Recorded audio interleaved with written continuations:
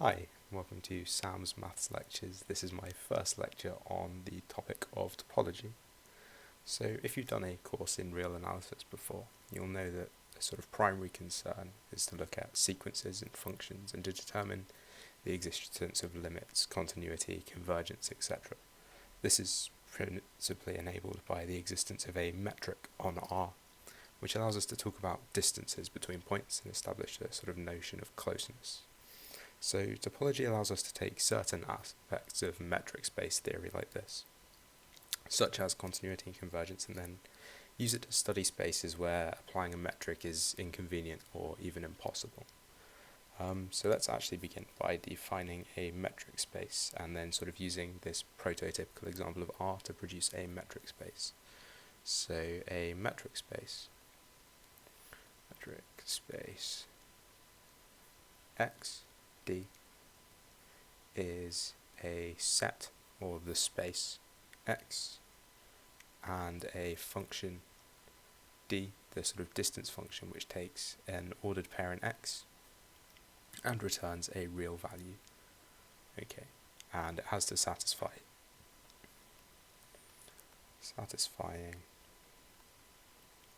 Okay, so first of all, we need that for all X and Y in X, the distance between X and Y is 0 if and only if X is equal to Y. Okay, so this is called the Identity of Indiscernibles, and what it tells us is that first of all, every point in X is a distance 0 from itself, which seems sensible, and secondly, it tells us that indiscernible, I think I spelled that correct, I don't know. Okay, it tells us that 2 points are different if there's a distance between them, and if there's no distance between them, then they must be the same point. So sort of basically we're saying that we only differentiate between points when there's a distance between them, which makes sense because we're looking at this space in terms of this metric. Okay, then we want for all X and Y in X, the distance between X and Y is equal to the distance between Y and X, which seems sort of sensible, and so it's symmetric. Okay. It doesn't really make sense if it's sort of fast to go from A to B than from B to A, so one-way road networks are not metric space.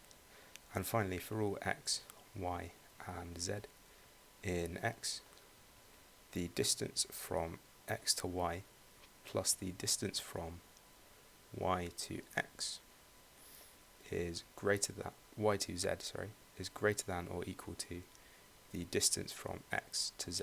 Okay, so this is the triangle inequality, and it tells us that the sort of shortest distance between 2 points is sort of along a straight line and not via some other point. Obviously, if we talk about straight lines in real space, a point along that straight line will have equality here, but it won't be shorter. So that's the triangle inequality. So then this gives us another property, which sort of is sometimes used as one of the axioms, but we don't need it as an axiom, so it's better to prove it afterwards. We have that for all X and Y in X, we have that dxx is 0, but it's also less than the triangle inequality of dxy plus dyx, which is equal to dxy plus dxy using symmetry on the second argument, which is 2dxy.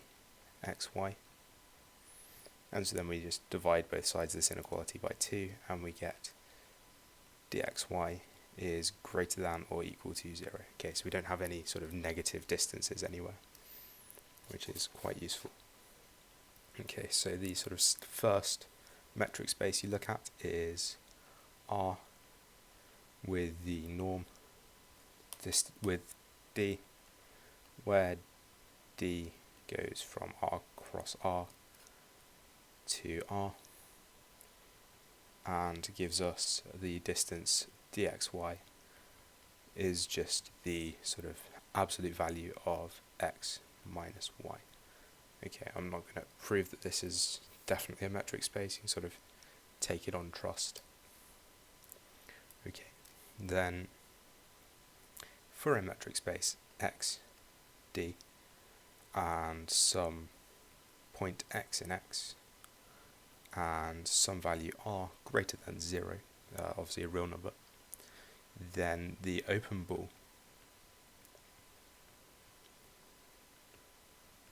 which we call bxr, the open bool centered at x of radius r, is the set of all points y in x, such that the distance from x to y is less than r. Okay, and so we call this open, sort of loosely speaking, because it doesn't contain its boundary. Okay, so there's the sort of edge of this bool is where dxy is equal to r, and that's not contained within the bool.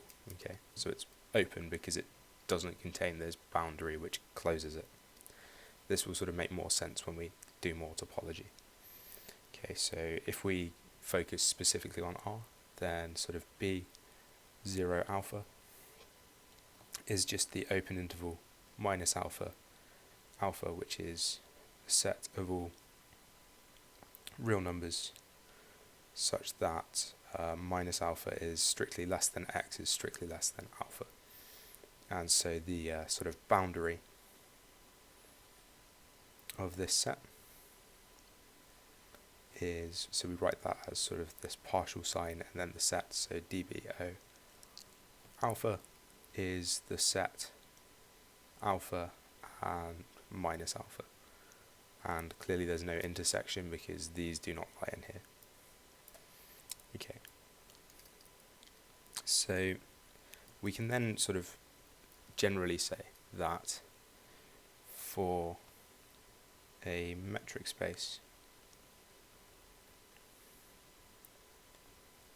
x, d, a subset U of x is open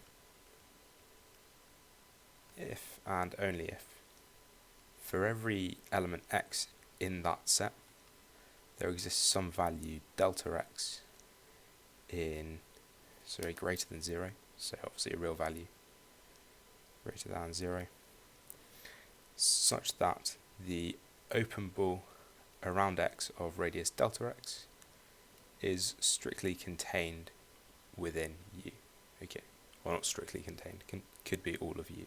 Okay, so what does that mean? It means that sort of for every point x there's always some gap between x and the edge of U. Okay, so basically there is no point on the edge of U, so U doesn't contain any part of its boundary.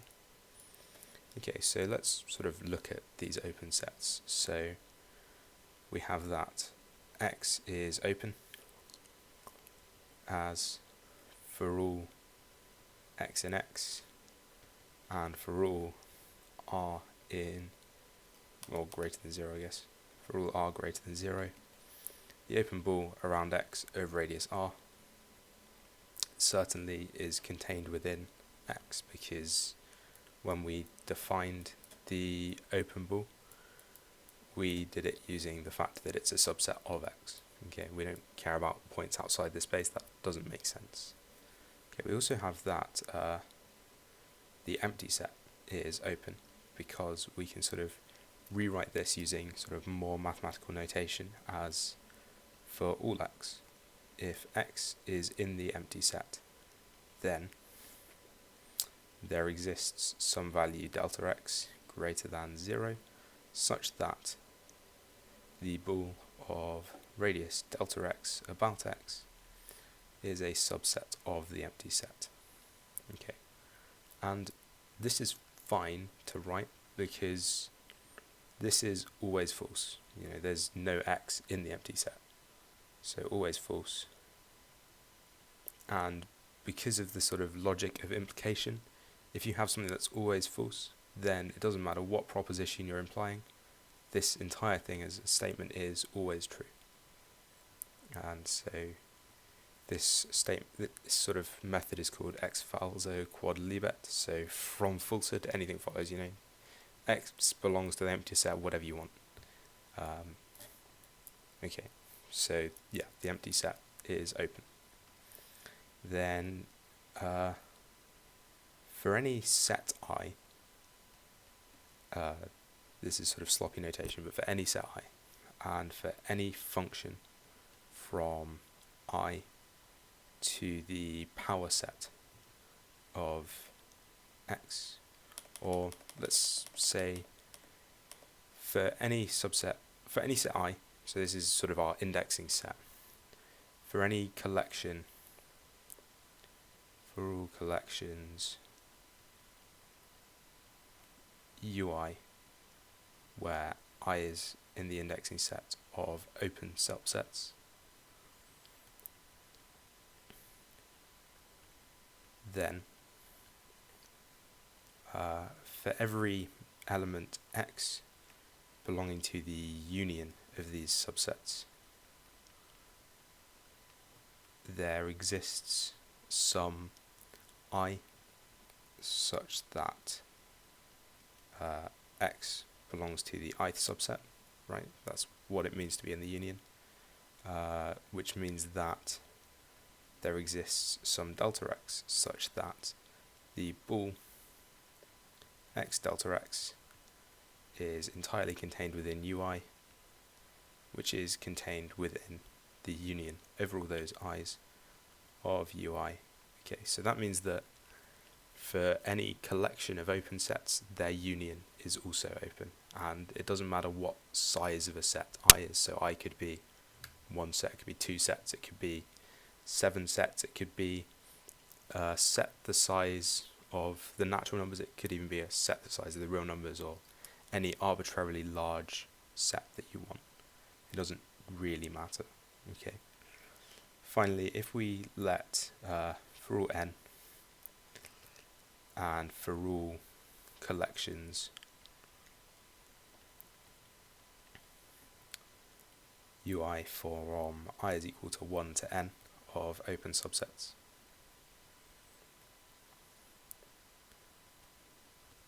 then for all X in the intersection of I in I equals 1, to n of UI implies that there exists sort of delta I of X for I is equal to 1 to n, so a sort of collection here, such that for each I, the bool of radius delta Ix about X is in the ith subset. So the bool of radius X and then the minimum value from I is equal to 1 to n of delta Ix is going to be contained within the intersection of these subsets. Okay, that's sort of clear to see that the bool of radius, if A is less than B, then the bool of radius A is contained within the bool of radius B. That's fairly trivial. So a finite, so the intersection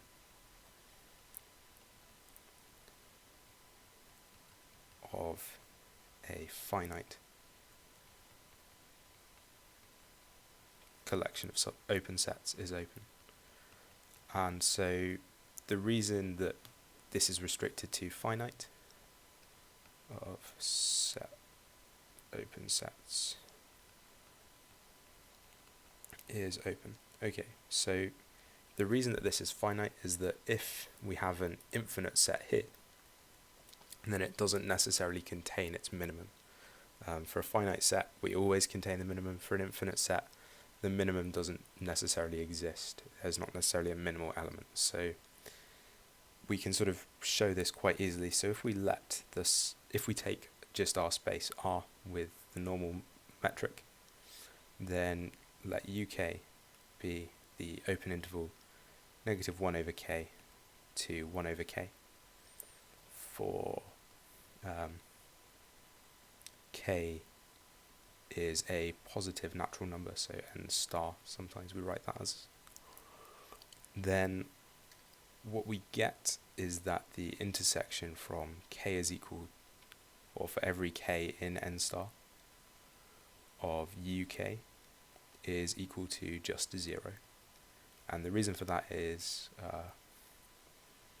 let x not equal to 0, then sort of mod x is greater than 0, and therefore there exists some number n such that 1 over n is less than mod x. Therefore x does not belong to this intersection. Okay, n star of uk.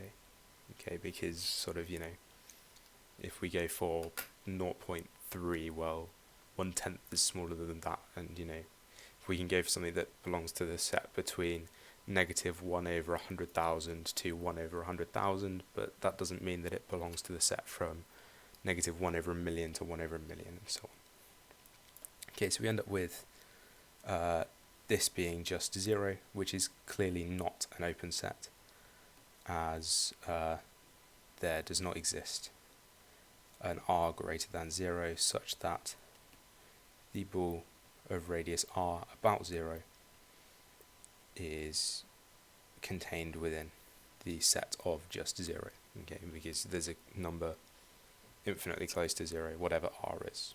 Okay, so yeah, so that means that we sort of have to say that this isn't open, and so I'm going to have to go over here now. So we can now sort of officially define a topological space by topological space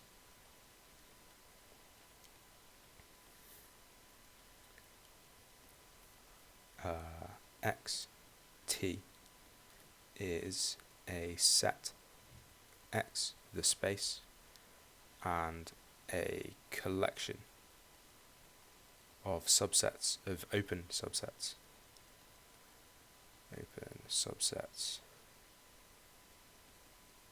T, which is a subset of the power set of X.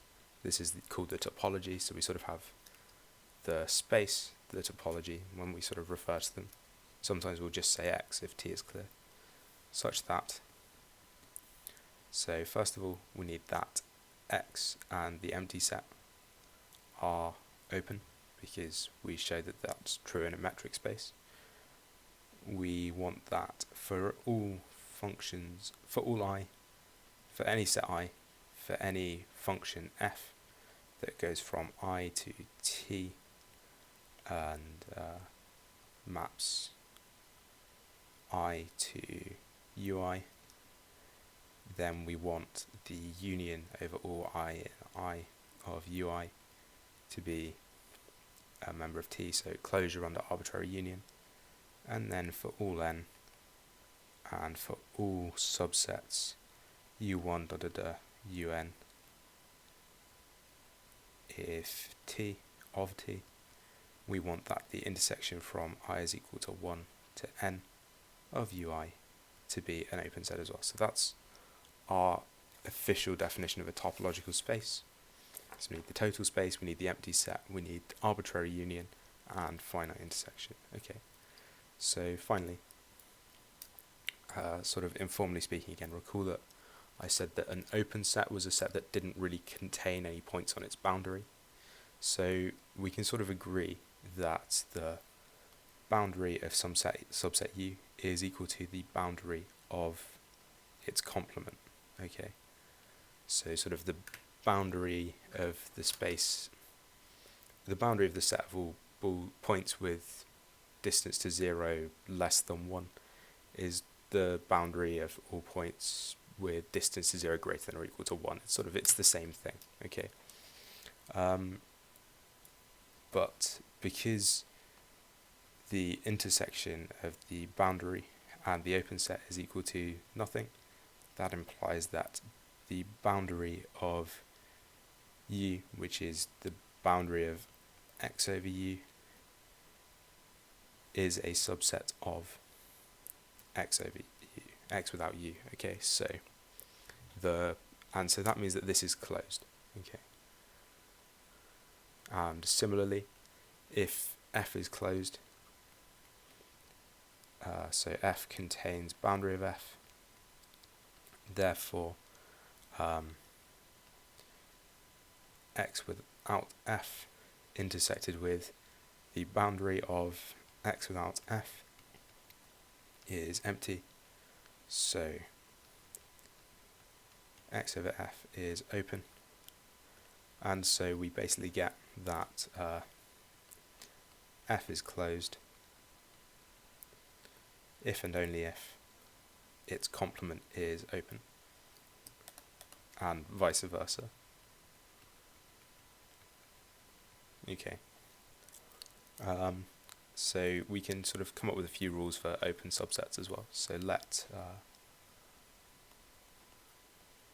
F equal to those subsets F in the power set of X, such that X without F is a open set. Okay, so F is the collection of closed sets, then X is the complement of the empty set is closed, the empty set, which is the complement of the total set, is closed. Okay. For all I, any map F from I to T from I to onto UI induces a map F star, we'll say, from I onto the closed sets, which maps I onto the complement of UI, which we're going to call Fi. Okay, then the complement of, we can use De Morgan's laws. So the complement of the union from I equals I of UI is equal to, by De Morgan's laws, the intersection of the complements, which is the intersection of those closed sets. And then, because the first part here was a closed set by definition, that means that the closed sets are closed under arbitrary intersection. And finally, for all n, we have for all u1 to un in T, we have or exists f1 fn in F, and vice versa, such that Fi is the complement of UI. So the complement of their intersection from I equals 1 to n of UI is, by De Morgan's laws, the union from I equals 1 to n of Fi, and that is then a closed set. So the closed sets are closed under finite union. Okay, so sort of the opposite way around. And the reason that we can sort of see this is if we just take the complements of our sets, 1 over k, so uk is equal to negative 1 over k, then fk is going to be equal to those x in R, such that mod x is greater than or equal to 1 over k. And then the union of all of these is obviously just going to be every element that's non-zero, which is an open set. Okay, so that's why we sort of apply the same rules. Okay, I think that's about enough for this lecture. Thanks for listening. I'll be back next time.